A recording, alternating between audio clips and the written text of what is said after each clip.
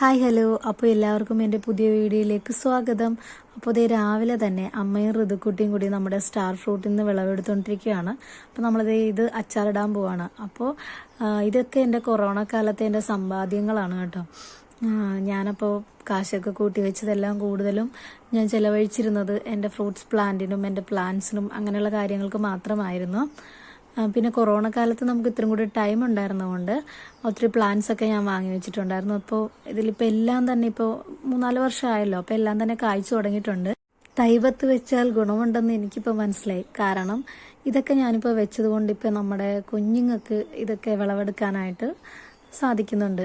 ഇപ്പോൾ മോൾക്ക് ഭയങ്കര ഇൻട്രസ്റ്റ് ആണ് ഇതൊക്കെ ഇങ്ങനെ വലിച്ചു പറിച്ചെടുക്കാനായിട്ട്. അപ്പോൾ ഇതൊക്കെ ഇനി വലുതാവുമ്പോൾ എന്താവും എന്നറിയില്ല. അപ്പോൾ സ്റ്റാർ ഫ്രൂട്ട് മാത്രമല്ല, നമ്മുടെ ആപ്പിൾ ചാമ്പ, അതുപോലെ തന്നെ ആത്തച്ചക്ക, കൊക്കോ, അങ്ങനെ ഓരോന്നും, മുന്തിരി, ഇതൊക്കെ പൂത്ത് കായ്ച്ചു തുടങ്ങിയിട്ടുണ്ട്. ഇനിയിപ്പോൾ അടുത്തൊരു വീഡിയോയിൽ നമ്മുടെ എല്ലാ പ്ലാന്റ്സും ഫ്രൂട്ട്സ് പ്ലാന്റ് എല്ലാം ഞാൻ നിങ്ങൾക്ക് കാണിച്ചു തരാം. അപ്പോൾ താങ്ക്